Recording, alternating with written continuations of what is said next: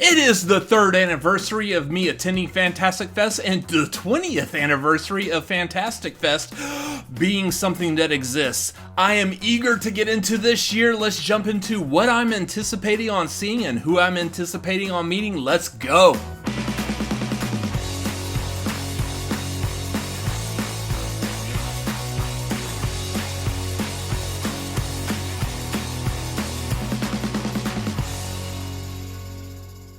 Welcome back to the Cinefanatics. My name is Robert Adams, and today I'm talking about everything I'm excited for about Fantastic Fest 2025. If you are familiar with what we've been doing here on this channel, again, like I said in the intro, I've been at Fantastic Fest for the past 2 years. This is my 3rd year going, and I'm super excited for the 20th anniversary of Fantastic Fest. It's a lot of fun. I'm eager to talk about all of these movies, and most importantly, see these movies and then be able to tell you all about it. For example, we have finally, ladies and gentlemen, The Toxic Avenger is finally released. I saw this movie 2 years ago at my first inaugural Fantastic Fest visit, and have been sitting here wanting other people to see this movie for the past 2 years. And finally, it is available for all of you to see. So Fantastic Fest is an amazing place where you may see a movie that maybe people may eventually see or might not. The other fun thing was, I think my first year I went was seeing Strange Darling by director J.T. Molnar. And last year, by the time I was doing this exact video, was when it came out in the theaters. So Fantastic Fest is a fantastic place, pun intended, to see these movies just well in advance. Last year I saw, Bone Lake? And the first trailer for it just recently came out. So there's a lot of good hidden gems that you may not be aware of that you see at Fantastic Fest, and then you look forward to release in the future. Real quick, in case you are not familiar, Fantastic Fest is a genre film festival held here in Austin, Texas. It takes place at an Alamo Drafthouse, which, if you're familiar, Austin, Texas, birthplace of the Alamo Drafthouse. So what a very fitting place for this this film festival to take place at. Yes, we have South by Southwest, and yeah, that takes place over like across all of downtown Austin in various venues, and it's just kind of pain like hopping around. Like, I did it once. I'll do it again eventually. I'm not saying I absolutely hate South by Southwest, but I love Fantastic Fest because you stay at one theater and that's it. All the movies you want to watch are in that one theater, and it's so easy. Everyone stays there for the most part. It's all like a bunch of friends, and oh, it's such a good time. I'll talk more about it as we go through, but if you're not familiar with Fantastic Fest, real quick, it is a genre film festival. What does that mean? It means it plays movies that typically aren't necessarily mainstream. There are some mainstream, like last year they did show Anora, and it went on to win like Best Actress, Best Picture, so you will get some movies that have some high critically acclaim, but may fly under the radar upon initial release. These movies typically do fall within the categories of like horror, sci-fi, action, mainly martial arts of some sort, LGBTQ plus type movies. Like, all of these play at Fantastic Fest, and they're all a lot of fun. Foreign films, films with subtitles, which, yes, I know some people are like, but I actually like that. It helps me and my ADHD really focus in on the movies. That being said, before we get into the movies, I do also want to say the one thing I really like about Fantastic Fest is the friends. All the people that you meet and get to hang out with. Like last year, I got to hang out with a lot of people that I met the first year. And a lot of these people I still hang out with today, especially the ones who live here in Austin. Whether it's people that are just film fans, or people who talk about film on Twitter or Instagram or TikTok, or YouTubers. This is the 3rd year I'm typically not a person that likes name dropping, but I very much appreciate seeing like the YouTubers there. I am friends with Sean Chandler and Cody Leach at these festivals. And was it last year we got, was it Flickinger was there, 3C, Chris Parker from 3C Films was there. This year we're expecting to see Chris Stuckman for reasons that I'll get into here in a little bit, but it's just a lot of fun. Also want to announce something that if you don't follow me on Twitter or the socials or anything, this is something I'm super excited about. This year, I am officially going as press. So I get to do interviews and potentially red carpets and what all other fun things that are a part of being press. So you will be able to see that as well. A lot of these are probably going to be reserved for my if I don't include them in actual reviews of these movies, I will probably include it in my ranking of all the movies I saw at Fantastic Fest 2025, which will be sometime in October, very likely. So keep an eye out for that. Also, one other thing I want to say, there are 4 secret screening movies this year at the festival. I am currently working on what my guesses for these 4 movies are going to be. Last year, none of my guesses were correct. The first year, surprisingly, I was 50% correct on my guesses. Let's see how good I am this year. Make sure you follow, subscribe, and all that. I'm probably going to release it as like a short on YouTube. I'll release it on TikTok, so make sure you follow us at the Cinefanatics on TikTok and Twitter, Instagram, and also follow us right here at the Cinefanatics. Make sure you hit the subscribe. I'll talk about that again here in a little bit as well. Let's get into these movies and who I'm expecting to see. I cannot wait. 13 Days Till Summer. This looks like it might be a fun movie. This is being directed by Bartosz Kowalski, who this is a movie out of Poland. He is a alum of Fantastic Fest, playing the movie Playground back at Fantastic Fest 2016. So he's returning to Fantastic Fest again this year. This sounds really interesting, and I have a personal connection to some of the subject matter in this, in that we're told basically it's a bullied kid trapped in a high-tech home, so we've got like Megan vibes kind of off of this, with his older sister and her friends. From what it sounds like, the older sister and friends just aren't really a big fan of this kid, so they kind of bully him, but there's also some other like weirdness that's happening that all these people have to deal with. As a person who was bullied as a kid, that's my in. Like right off the bat, when I first read what this was about, I was like, yep, I want to see this. Because these are the kind of things like in movies, as a kid who was bullied, you watch movies about kids who are bullied and you see them get their or not the kids that are bullied, but you see the bullies get their comeuppance in these. Whether it's something like Terror Train from back in the day, or even like Chronicle, the Josh Trank movie, found footage movie. Now, I'm going to backtrack on that just a little bit, in that the bullied kid ended up becoming a psychopath and killing a bunch of people. That's not what I'm talking about at all whatsoever. No way. Yeah. But yeah, this kind of a subject matter, this is a movie that I believe, like, that we're supposed to believe that the bullied kid may have a hand in what all, like, death and destruction may happen throughout the course of this movie.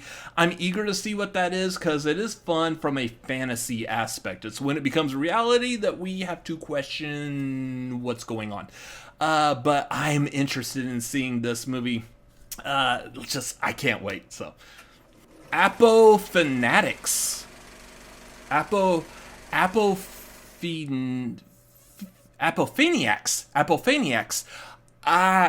Like, the problem is this is the Cinefanatics, and I see a title that's very close to our name, so I don't know how to pronounce it, because I'm just so used to saying our name. But this is a directorial debut from director Chris Mars Polero. This one sounds really interesting because, like, basically the summary I got out of it is the use of AI technology reaches its most violent and bloody conclusion after a series of deepfake videos are unleashed into the world. This sounds very contemporary with the current state of AI and technology that we currently live in. So therefore, I'm a big fan of seeing this, like, because we didn't get enough of AI taking over with like the Terminator movies or the Matrix or something like that. Like, I'm eager to see Age of Ultron. I'm eager to see what this movie could possibly do. It sounds fantastic. Stars Sean Gunn and Jermaine Fowler, so I'm eager for this movie. So let's go. Bad haircut. So this movie, this is one of those movies that it's basically someone takes something small, seemingly everyday, and just turns it into something evil, horror movie, whatever. This one particularly pertains to someone getting a haircut, and it sounds like the barber is a little deranged, not quite like right on with a full grasp of humanity, I should say.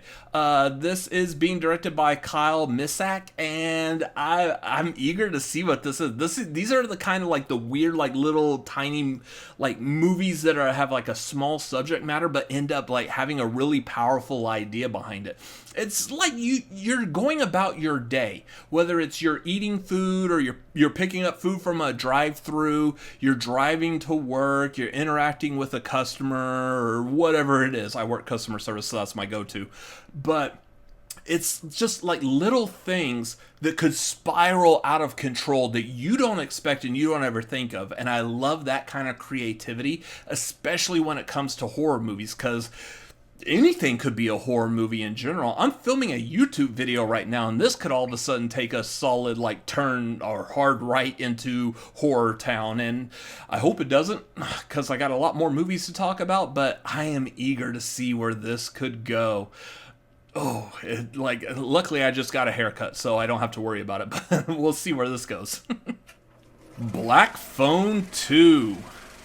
I'm pretty sure this one doesn't really need any introduction. The Black Phone came out a couple of years ago, directed by Scott Derrickson, who's also directing the sequel, written by C. Robert Cargill, his writing partner. Of course, Scott Derrickson's responsible for Black Phone, Sinister, and Doctor Strange, the first Doctor Strange in the Marvel Cinematic Universe. I got to talk to him at the very first Fantastic Fest I went to. I got to talk to him and C. Robert Cargill. C. Robert Cargill, especially during the writer's strike that was happening during that time. So that was a lot of fun. I am eager to see where this movie is going to go, because the description basically, sequel to 2021 film, Gwen, who was the younger sister in that, starts getting phone calls in her dreams, leading to a revelation while her and her older brother Finn are at camp. Don't know what's going on. Apparently, like, if you've seen the first movie, you know the status of the horror villain, the Grabber, and how is he going to be reaching out to them through a black phone while at camp? I don't know, but the first movie was really good, and I'm eager to see what they do with the sequel, so I can't wait. Bride of Reanimator. So, thoughts on this one? As a movie fan, I absolutely love, especially horror movies, I love these old classics. Fantastic Fest does do a lot of showings of older movies that are restored. Maybe the first time they get a full public release.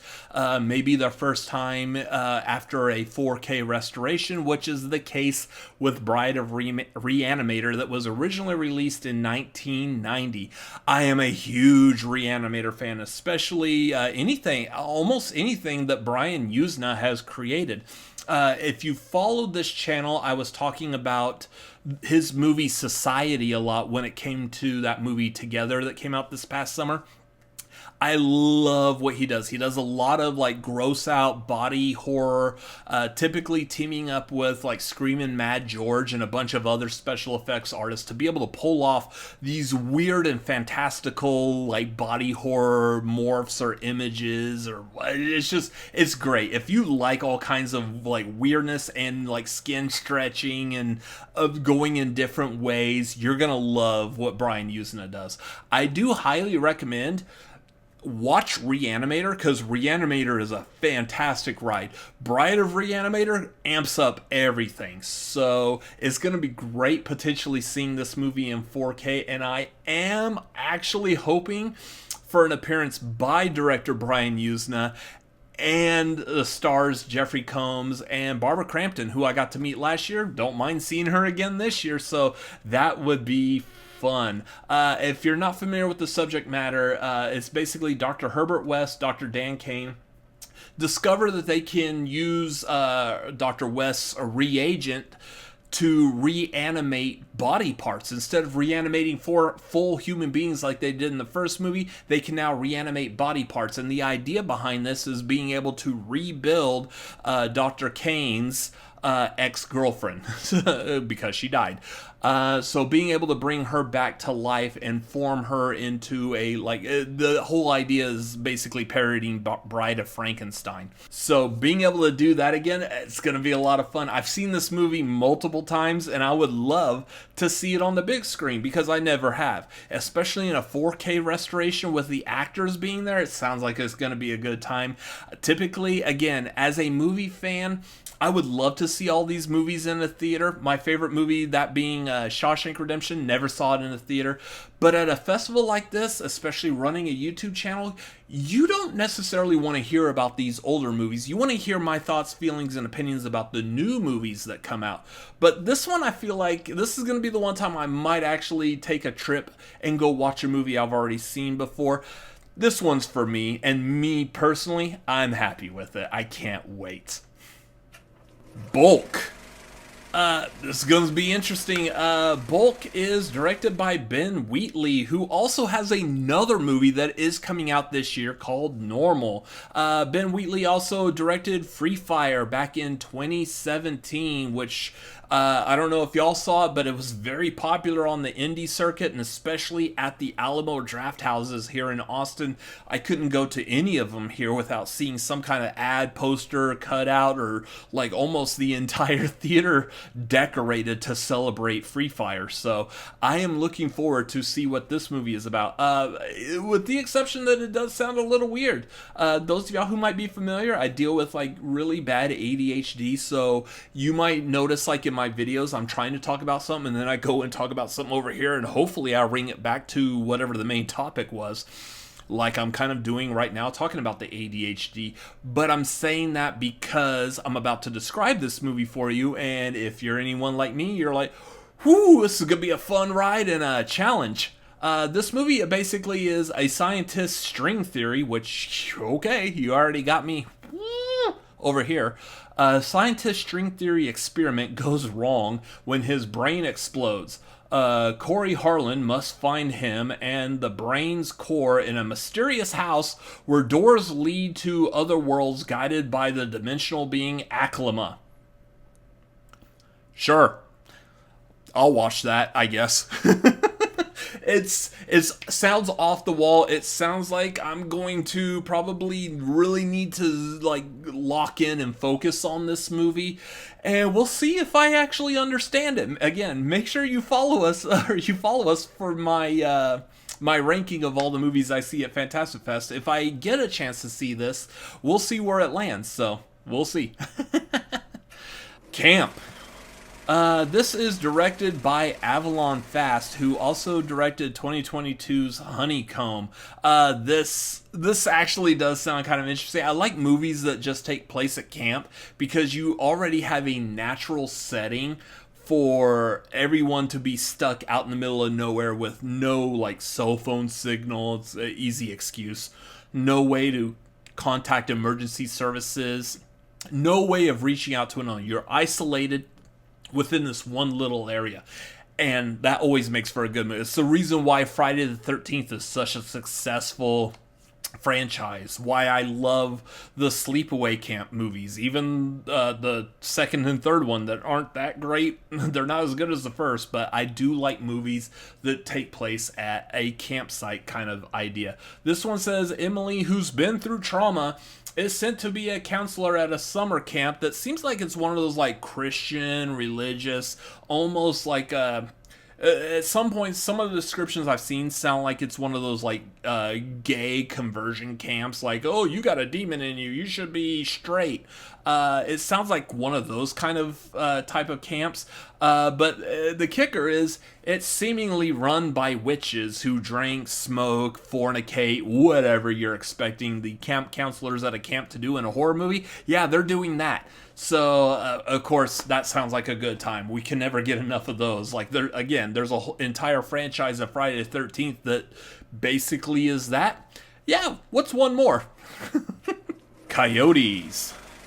So Coyotes sounds like it's gonna be an intriguing movie. The trailer, as I'm filming this right now, the trailer for it just came out today, and I have not watched it yet, and I'm kind of apprehensive about watching a lot of these trailers. I know as you're watching this video, you're seeing clips from some trailers that have already released. So some of these I've seen, some of them I haven't. I might watch this just because I'm probably including clips of the trailer while I'm talking about it, like that. But this one stars Justin Long, Kate Bosworth. A couple's Hollywood home is burned down in wildfires, and they're stranded and hunted by a pack of coyotes. Sounds interesting to me. This is from director Colin Minahan, who directed 2011's Grave Encounters. So we'll see how good this is. I do like Justin Long in a horror movie. I don't know of any horror movie that Justin Long has been in that hasn't been good. Jeepers Creepers, Tusk, what's that? Drag Me to Hell was fantastic. Barbarian, of course. I could always sing the praises of that. So I'm hoping this lands on that list of good Justin Long horror movies as well. We'll see. Crazy Old Lady. So this is going to be one of those like foreign films. It is based out of Argentina and Spain. I like these movies because it's always a different point of view. Sure, we got things like here in America that we're used to, the way we tell horror movies, the settings that a lot of these horror movies take place are in different areas. Like, you got Barbarian that I mentioned earlier, takes place in Detroit. Well, you got the Texas Chainsaw Massacre that takes place right here in Austin, it takes place right outside of Austin, Texas, but in Travis County. So, I like these movies that take place outside of the country, mainly because right off the bat, you're already in a foreign area that you are not familiar with if you are from America. So it already puts you kind of like on edge that you are in an unknown area, an unknown region. You don't know what the rules and regulations could possibly be. And in a horror movie, that's fantastic. This one actually says, during a cross-country drive, a woman's elderly mother... This is going to be hard to follow, I know. A woman's elderly mother confuses the woman's boyfriend for the mother's ex-husband, and a cat and mouse-like game ensues. I don't know if you were able to follow that. I'm the one who typed that on this document that I'm reading off of, and I have a hard time following it. So it's going to be a lot of fun. Some woman's crazy mom is crazy. There you go. That's the premise. And these movies, while some of them may have a very simple premise, I like how much they flourish into a giant, like, ball of crazy, to say it simply. I can't wait. I like these. The Curse. The Curse from director Kenichi Ugana. This is a Japanese-Taiwan film. The director previously is also an alum of Fantastic Fest, showing off his movie Visitors back at 2023. This movie, basically, a woman gets cursed by being on social media after seeing the curse take out her influencer friend. There's so many different directions this could go. The first thing this reminds me of, if you've ever seen that movie Influencer, the kind of similarities that we're using the fact that someone is a social media influencer to drive the plot of the film. Stuff like that, I really liked Influencer. I thought it was phenomenal. So I'm eager to see something like this, that if it sounds more like if you become an influencer, if you get enough subscribers, make sure you subscribe, by the way, and enough followers, you can follow me at RCA Reacts on Twitter, Instagram, and TikTok, and Letterboxd. you might be put in this position. This is a weird time to be promoting myself, but you might be put into a position that you may not like. So don't follow me on all those things and leave me the hell alone. No, make sure you follow. But I'm eager to see where this could go, what it could do. Again, going back to the fact that this is a foreign film, I know like we here in America have a different idea of how social media works. So we're gonna get this from the point of view of a foreign nation. Again, it's always fun and exciting to see like how that culture reacts to things that we here in America are already used to. I can't wait to see what this does. Deathgasm 2, Goremageddon. God, with a name like that, the hell you think you're about to get into? All kinds of nastiness. If you are a fan of the original Deathgasm, you already know what you're in for. It's going to be a lot of gore, a lot of blood, probably a lot of like vomiting blood, which I'm not a huge fan of vomiting. For some reason, like people like upchucking blood doesn't faze me as much as just like normal puking, which is strange, but whatever. The first Deathgasm movie directed by Jason Lee Howden.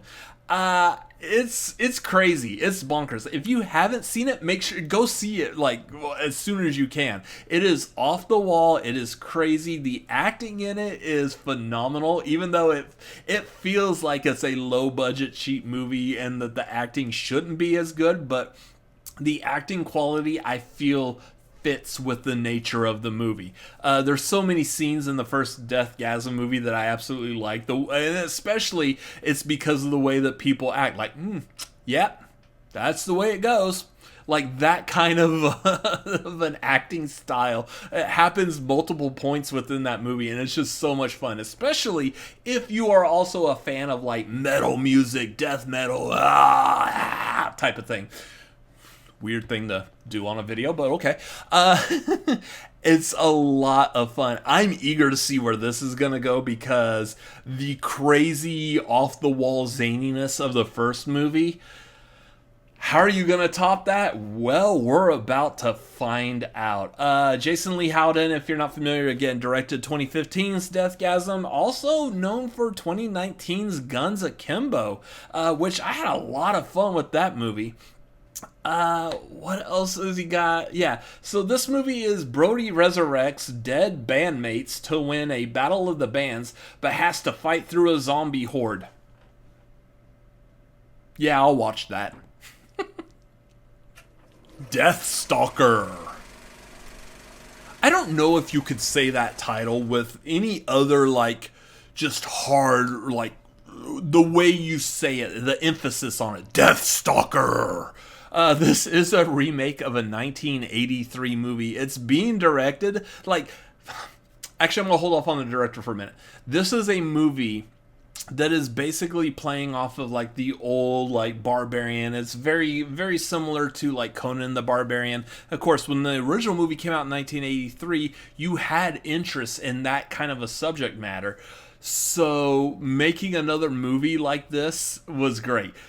Doing a remake on it is going to be interesting because you're going to still have that like barbarian, medieval, Renaissance kind of like period piece. But this movie's being directed by Steven Kostanski. If you're not familiar with that name, you may be familiar with some of his other movies, like 2020's PG Psycho Goreman, which I absolutely loved. As stupid and off the wall as it is, I loved it. Also, last year, he debuted Frankie Frico at Fantastic Fest, which I just recently watched. I wanted to see it at Fantastic Fest last year. Wasn't able to catch it. I just watched it a couple of nights ago. It's a cute movie. It's not as zany as Psycho Gorman, but it's got some funny moments to it. This movie is gonna be interesting. A trio fight to keep an amulet safe from evil trying to destroy the world. Yeah, this sounds like a Conan the Barbarian mixed with something like The Dark Crystal or The Neverending Story. One of these like fantasy kind of ideas. on a big screen with Steven Kostanski in that, doing all of the special effects that we're now used to seeing from like Psycho Gorman and Frankie Frico. Puppets, blood, guts, just give me all of it. It's gonna be fun. Dysphoria. This is the directorial debut from Christopher Cartagena. This is a movie based out of Spain, so we got another foreign film. A family fights to survive in a dystopian world that pays for violence on the web, especially against kids.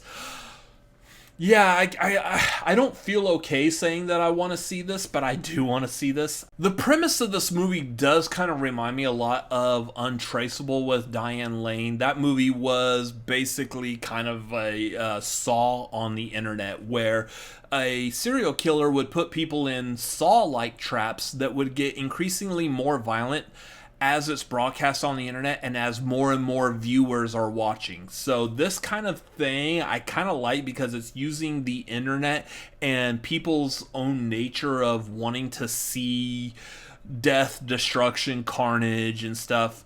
People wanting to see that, and that's what makes for an interesting movie. A dystopian world that pays for violence on the web, especially against kids. I'm not a big fan of the whole kids aspect, but it's going to be kind of interesting to see where this movie goes. So, yeah, I'll put this on the list of movies that I want to see, probably shouldn't want to see, but I do want to see for some weird reason. I like horror. Dolly. This is directed by Rod Blackhurst, who wrote 2024's Night Swim. And before you start judging this movie, I also want to say this is going to star Seann William Scott, Ethan Suplee, and Fabian Therese. A mother is captured by a family that worships a giant doll and wants to turn her into a doll as well. This movie is described as goopy. Sounds interesting to me. I like goopy things. Also, like, horror movies have a very, like, love for toys and dolls. Taking things that you typically would associate with being safe or fun or happy, your childhood, and warping them into nightmarish things that you don't want to have anything to do with. Case in point, Child's Play. Very successful franchise. One of the most successful franchise, where even the bad movies in that franchise are still actually pretty good. I love the Child's Play franchise. I love, like, a lot of these movies. Even some of the cheesy ones like Dolls or Demonic Toys, Puppet Master, all kind of lumped into that same group.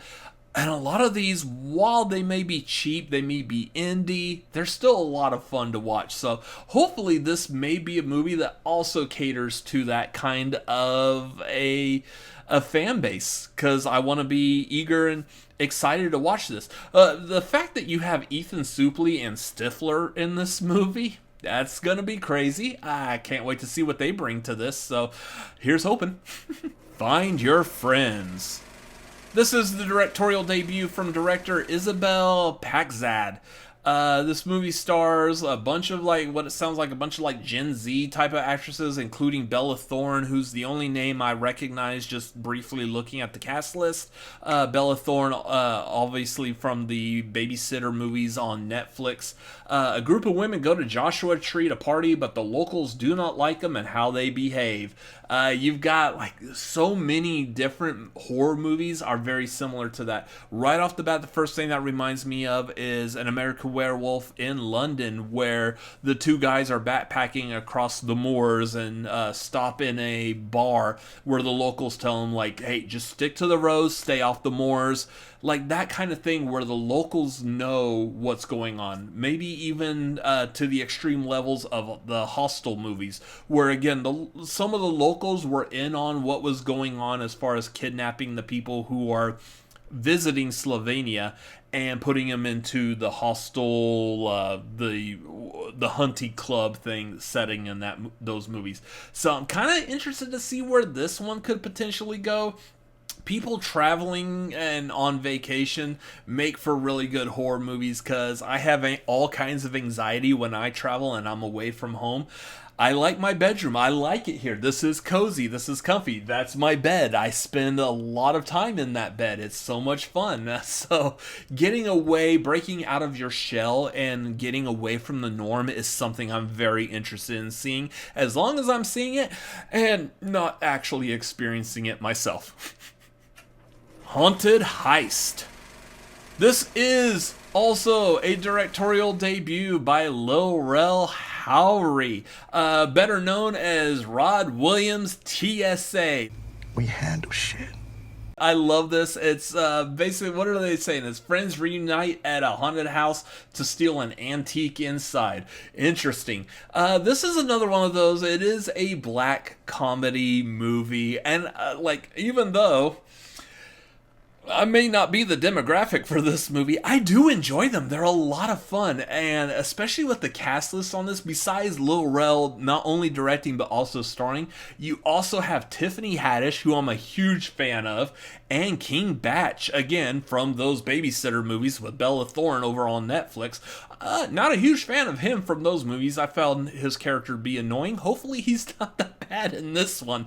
But I do love where this is going, and I'm eager to see what they could do with this, especially when you get Tiffany Haddish off the leash. Hopefully she is just full Tiffany Haddish. It's going to be a lot of fun. I cannot wait. If I had legs, I'd kick you. That is the name of a movie. That's not my personal opinion. I do have legs, and I'm not trying to kick anyone.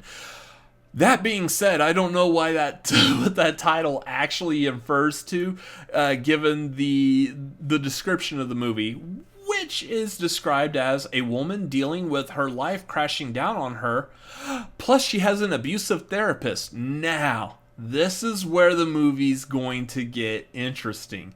The woman is played by Rose Byrne, who I absolutely love. She's a phenomenal actress. Loved her in the X-Men movies as Moira McTaggart. But it's the abusive therapist part that really intrigues me. You would think they would get some kind of a creepy actor, someone who's horror royalty to play this. No, they got Conan O'Brien. That's right. The guy responsible for the string dance, the masturbating bear, all kinds of shenanigans on Late Night with Conan, and then you had him hosting his own show, and after the Tonight Show briefly or whatever. I am a huge fan of Conan. Out of all the late night show guests, he's easily my favorite. And I am hoping that he's going to be there. I have seen him live on tour. When he did that tour between the Tonight Show and hosting his own show, he took his show on the road so he could make some money, keep his employees funded while they're waiting for the new show and the contracts and agreements and stuff that they had against NBC going to TBS. I got to see him live, and he's so much fun. He is just such a fun person. Just watching how he reacts, how quick-witted he is. Seeing him in a role where he's playing a therapist who is maybe tormenting the lead character, that's going to be intriguing. I can't wait to see that. Hopefully it doesn't change my opinion on Conan. It's probably not, but it's going to be a weird role. It's like seeing Robin Williams in, was it Insomnia by Christopher Nolan, where he plays a serial killer. That's not a role that you're used to associating with the comedic stylings of Robin Williams. A therapist that may be abusing his patient is not what I expect out of someone like Conan O'Brien. So we'll see. Again, I love Rose Byrne, but I'm in this for the Conan, and mostly it's the Conan that's driving my interest in this movie. Cannot wait. Meat Kills. I saw the title of this movie, and the very first thing that hit my brain is, I can't wait for James A. Janice and Dead Meat to cover this on a kill count. Meat kills, dead meat kill count. It seems like it's a match made in heaven. This movie is from the Netherlands, so we are talking about a foreign movie again. It says animal activists take revenge on a farmer and his family, but the tables get turned. I love when the turntables turned. Wait. I love when stuff like unexpected happens. And I know that description just in and of itself is very revealing as to what this movie could potentially do. But I'm here for it. I like seeing these things. As a person who enjoys meat, hey, if you're a vegetarian or you don't eat any meat products, you're completely vegan, hey, I got nothing against you. I enjoy meat. But seeing stuff like what this movie could potentially be doing, I like the social commentary nature that horror can do. And I feel like that's where this is going to go. It's going to be an interesting movie. We'll see. Night Patrol. This is being directed by Ryan Prowse, who you may be familiar. He directed the segment Terror on VHS 94. More about the VHS movies here in a little bit. But that was the segment that dealt with like the white supremacist fighting a vampire, if you remember. So I'm kind of interested in seeing where this could go. This is a movie starring Justin Long. Apparently he is doing a lot in horror lately. So he's already got another movie that's playing at Fantastic Fest. He directed a segment in VHS last year. So I'm eager to see what he's going to bring with this one as well. Gang leaders drive a problem between an LAPD cop and his brother. Apparently the LAPD cop used to be a part of a gang, so I'm kind of interested to see what this could do. It's not necessarily a horror movie, but sounds more like an action drama of just I can't wait. I like these kind of setups where it's so much of a mystery that only like one line descriptions just really hold your interest. Let's go.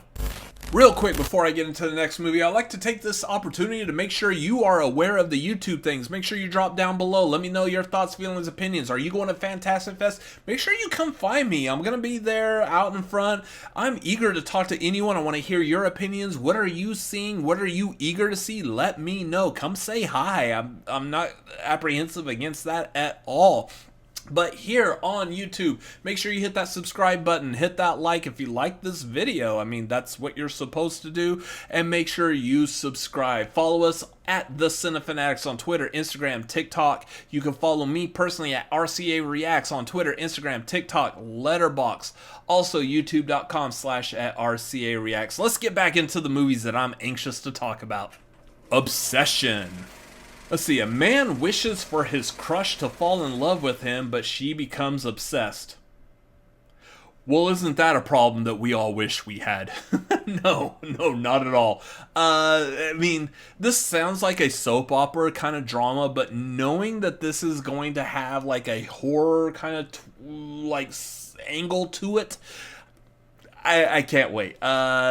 So this is directed by Curry Barker, who directed and starred in 2024's Milk and Cereal. So I'm interested to see where this can go. Let's go.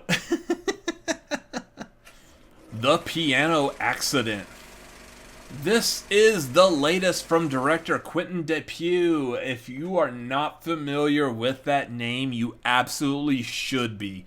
He also directed 2010's Rubber. You remember this movie? That was about the sentient tire that was killing people. Sounds outrageous. Surprisingly, the movie really, while the movie had outrageous moments, the concept was still kept pretty muted and very entertaining. It's definitely a weird movie that you need to watch to experience. It's one of those movies that is more of an experience than it is just a film that you kick back and relax and watch. It is a whole lot of fun. This movie is a woman hides in a secluded cabin following a piano accident, hence the title. Peaceful until a reporter finds her. Sure. I'm not sure exactly what all that's meaning or it's going to do, but I am familiar with the movie Rubber and all the craziness that movie did. So yeah, give me another movie that's involving some kind of inanimate object that may be animate. I don't know. I'm eager to see this because I'm such a fan of Rubber. The Plague. So this one is stated as a socially anxious 12-year-old boy is pulled into a cruel tradition at an all-boys water camp starring Joel Edgerton. Again, as someone who was bullied a lot in school younger, I kind of have a soft spot for these kind of movies where we see someone who is bullied, picked on, just an outcast, or in this case, socially anxious. Same here. The fact that I'm able to do this is an achievement all of itself. But seeing something like that, I'm curious as to where it's going to go. It's weird that we've got the fact that this takes place at like a water camp, like a swimming camp. But the movie's called The Plague, which you would think that would be a title about a disease that's taking over the entire world. It's like that movie Outbreak from the 90s that we all ran and watched when the pandemic happened in 2020. It kind of feels like it should be something more widespread, but for some reason it's really centered on this like little like swim camp. I don't know where it's gonna go, but I'm eager to see it. Primate. This is the opening movie this year to Fantastic Fest 2025. Directed by Johannes Roberts, who directed the segment Suicide Bid, or sorry YouTube, the self-unaliving bid segment on VHS 99. He also directed The Strangers Pray at Night and 2021's Resident Evil Welcome to Raccoon City.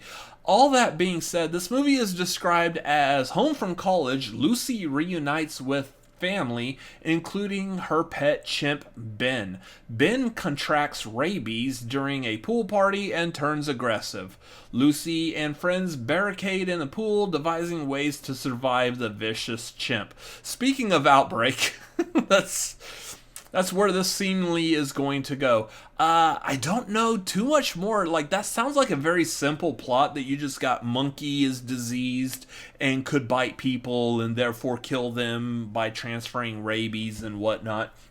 Outside of a procedural medical show on TV, this sounds like it might be an interesting premise for a horror movie, especially when you're looking at one of the main actors of this movie is Troy Kotsur. If you're not familiar with Troy Kotsur, he won the Academy Award for Best Supporting Actor for Coda. He was the Death Father in Coda.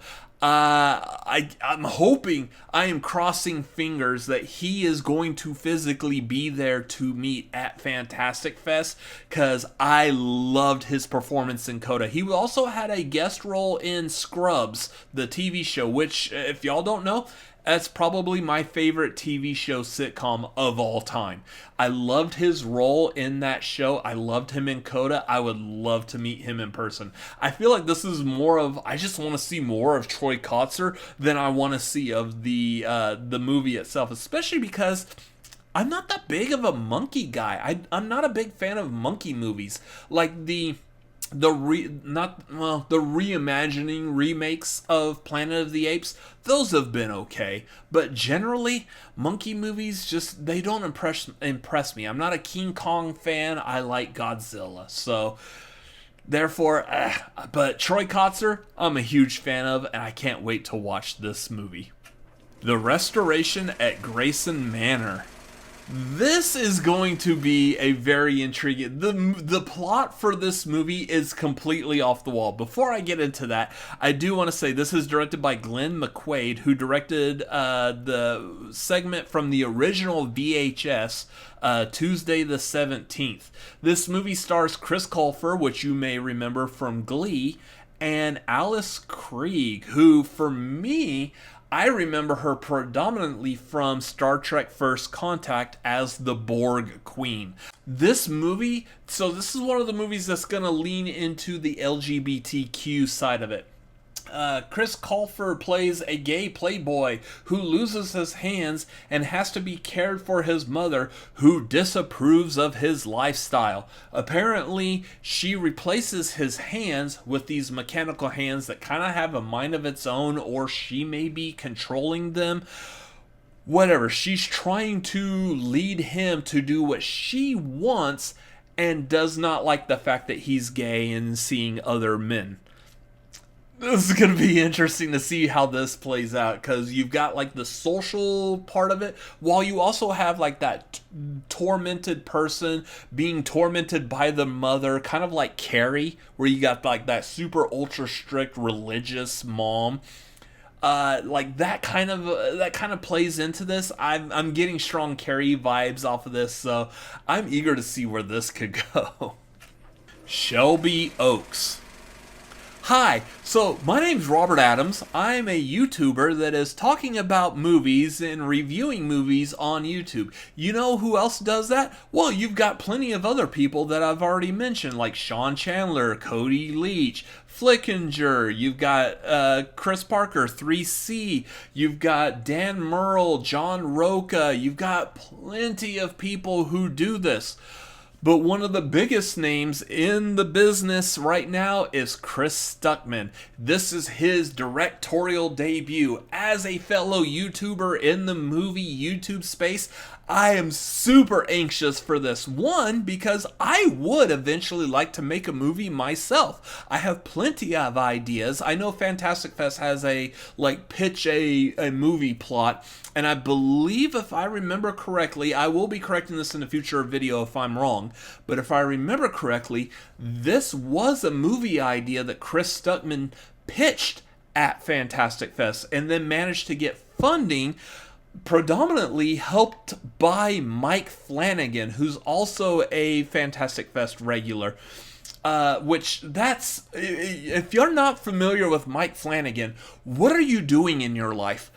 He is like horror royalty at this point. Between, you've got Hush, you've got Dr. Sleep, Gerald's Game. He is phenomenal at making these horror movies that you don't think would be easily approachable. Yet he pulls it off and does a phenomenal job with it. But coming back to the Chris Stuckman of it, again, as a YouTuber, Chris Stuckman is someone who I look up to, who I admire. We look up to him especially because he's really tall. I've never met him. I can't wait to meet him because he will be there at the premiere of Shelby Oaks at Fantastic Fest, which, I mean, you gotta love that. You gotta love a good homecoming story. This was pitched at Fantastic Fest. It's premiering at Fantastic Fest. It's a YouTuber who's making a movie.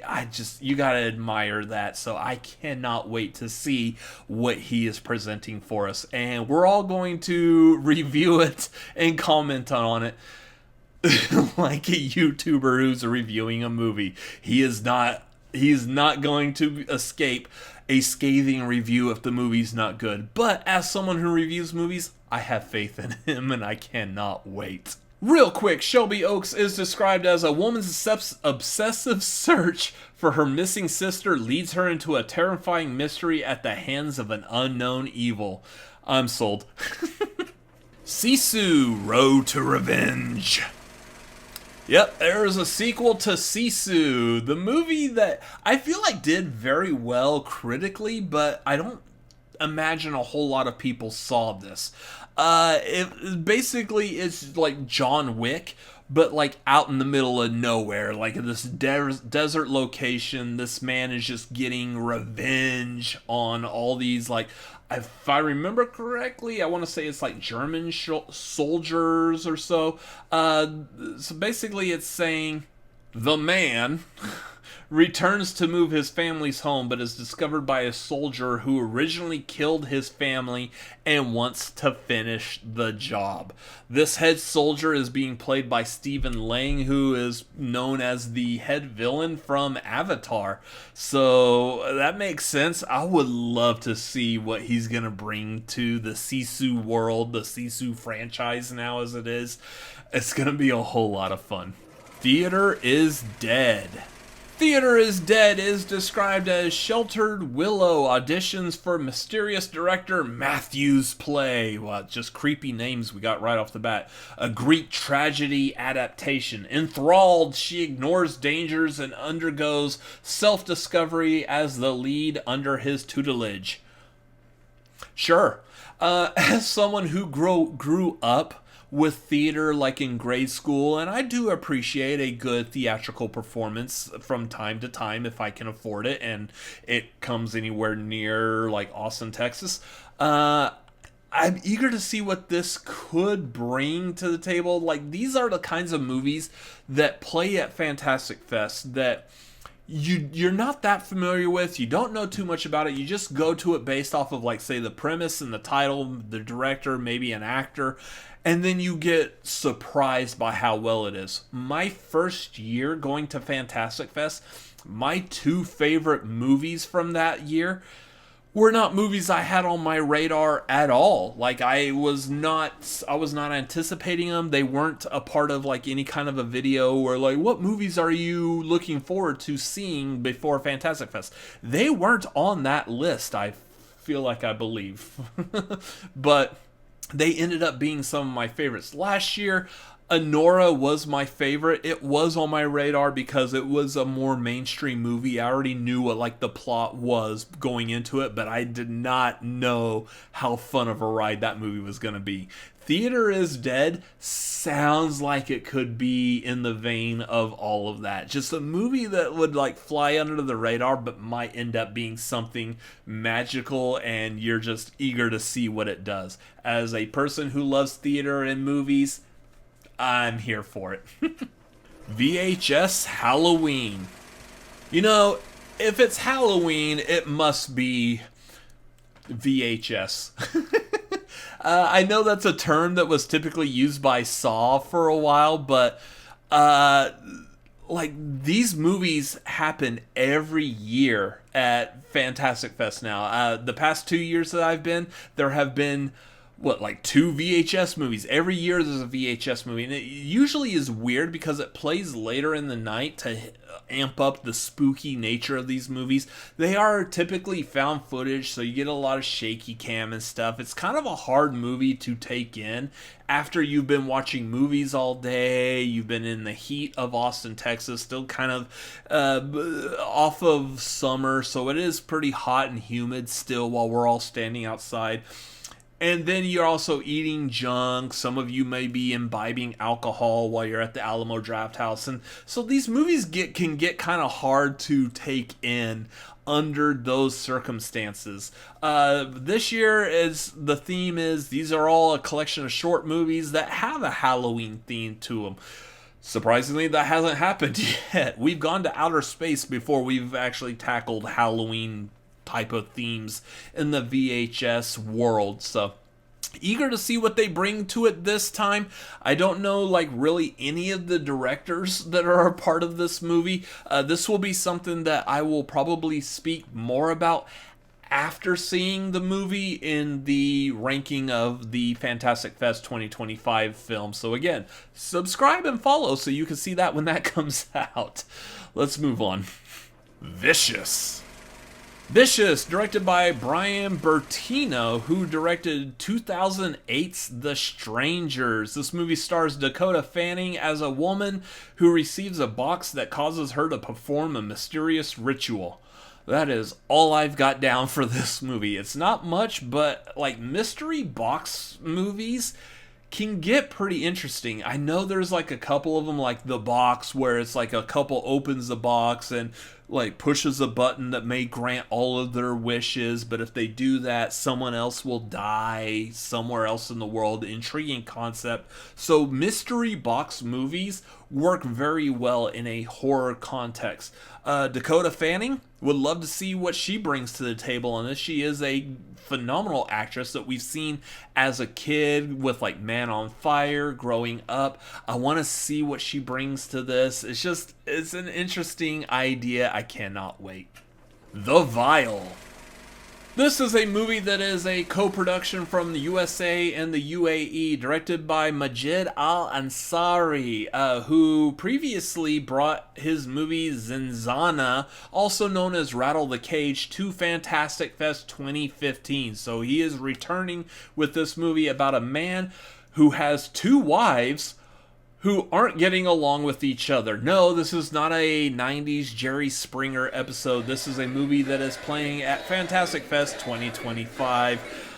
Like, it's some of these movies, when they have such a short description, that tells me that there's going to be a lot more to this movie. Like, anything outside of that description is what's going to be a feast for the eyes and the ears. It's kind of like the way I would describe Barbarian, or the way I feel like that movie Barbarian was described to me. It was originally pitched as a movie where two people seem to be booking the same Airbnb, and that's all we got. If you've seen Barbarian, you know there's a lot more to it than just that. The double booked Airbnb is something that takes...